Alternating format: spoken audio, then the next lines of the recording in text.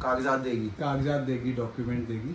ठीक है, तो बांग्लादेश, पाकिस्तान और अफगानिस्तान में 3 से 4 करोड़ नॉन मुस्लिम लोग रहते हैं। उनमें से आधे से कम भी अगर हमारे देश में आ गए तो वो कहाँ रहेंगे? उनको कहाँ घर होगा उनका? ये किधर रहेंगे? मेरे घर में रहेंगे, गुजरात में रहेंगे, दिल्ली, बम्बई, आसाम, त्रिपुरा, कहाँ रहेंगे वो लोग? उनको नौकरी कौन देगा? जॉब्स कहाँ करेंगे वो? कॉल सेंटर कहाँ करेंगे जॉब्स? जो वो लोग यहाँ पर आएंगे इतने सारे, यहाँ पर जो सरकार उनको कागजात देगी, वो कहाँ पर नौकरी करेंगे? अरे राघव भैया, इतनी जल्दी हृदय परिवर्तन कैसे हो गया? तभी मैं सोचूं कि इतना अच्छा डांसर होने के बावजूद भी डांस प्लस में तुझे जोकर बना के क्यों रखा हुआ है। तो आ गए आप दोस्तों। आज हम बात करने वाले तालिबान के बारे में और हमारे देश में रहने वाले तालिबान लवर्स के बारे में। पूरी दुनिया ये बात जानती है कि तालिबान एक आतंकवादी संगठन है और तालिबान का मतलब होता है मदरसों में पढ़ने वाले विद्यार्थियों का ग्रुप। इस बात से आप अंदाजा लगा सकते हो कि तालिबान को सपोर्ट करने वाले ज्यादातर लोग मदरसे छाप हो गए।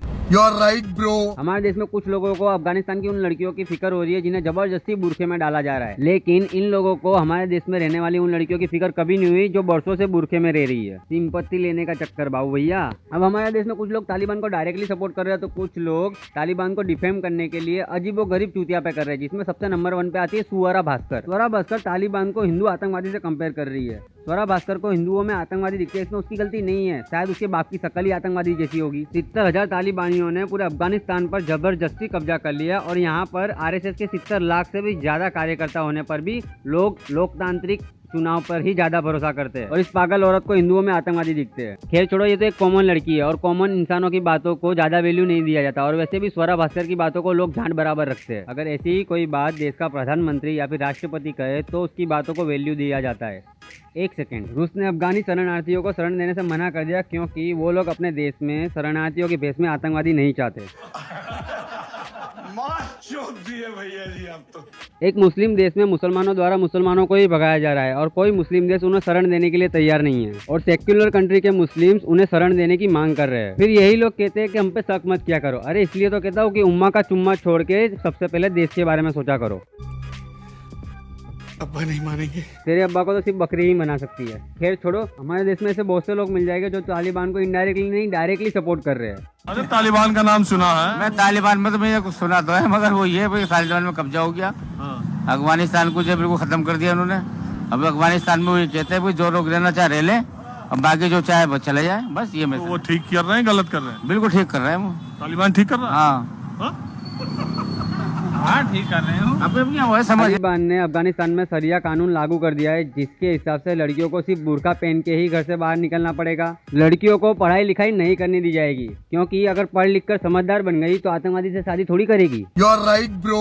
और सबसे गंदी और घिनौनी बात तो ये है कि वहाँ पर लड़कियों की बोली भी लगाई जा रही है।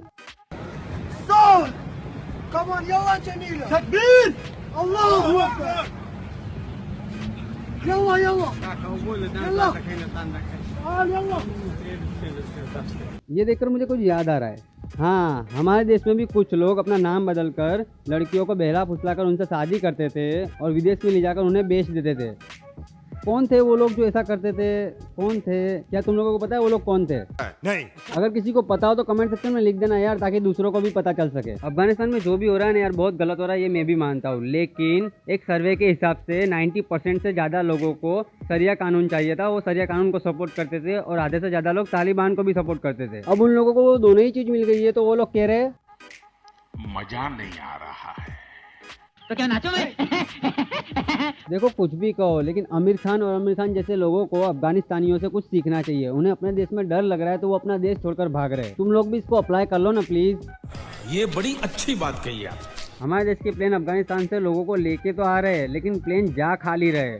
अगर किसी को डर लगता है हिंदुस्तान में तो खाली प्लेन में बैठकर जाए और कुछ दिन तो बिताए अफगानिस्तान में। चूतिया लिखा है क्या? और हमारे देश के भी कुछ मुस्लिम लोग शरिया कानून को सपोर्ट करते हैं और हमारे देश के कानून के बारे में उनकी क्या सोचे ये देखो। असल में इन्वॉल्व हो गए कंबल लेने के लिए, जिस वजह से एक नंबर की इनकी सरकार झूठी, इनके जितने ये रक्षक बैठे हैं पुलिस वाले वो एक नंबर के भक्षक हैं। जितनी झूठी सरकार है उतनी झूठी इनकी पुलिस है, क्योंकि है तो रही आप कानून की बात कर रहे थे, हम हिंदुस्तान का कानून मानते हैं, यहाँ का कानून बिल्कुल बकवास, हम बिल्कुल इसको डिनाई करते हैं। कहाँ से हैं? हम ये लखनऊ से हैं। संविधान को तो मानती होंगी ना? हाँ, संविधान को मानते हैं। संविधान से ही कानून बनता है।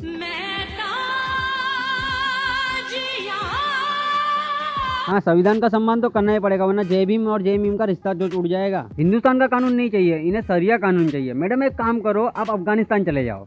के लिए तो तालिबान किसी गैर से कम है नहीं, लेकिन अब महिलाओं ने तालिबान को सबक सिखाने की ठान ली है। काबुल में महिलाओं ने तालिबान के खिलाफ बंदूक उठा ली है। तालिबान के आतंकियों से खुद की रक्षा के लिए महिलाओं ने हथियार का सहारा लिया है। तो आज के लिए बस इतना ही, मिलते हैं अगले वीडियो में, तब तक के लिए अलविदा दोस्तों। Own Olympic Games.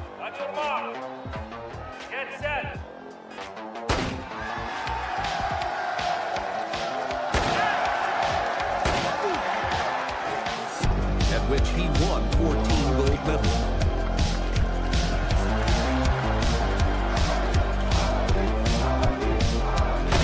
Often described as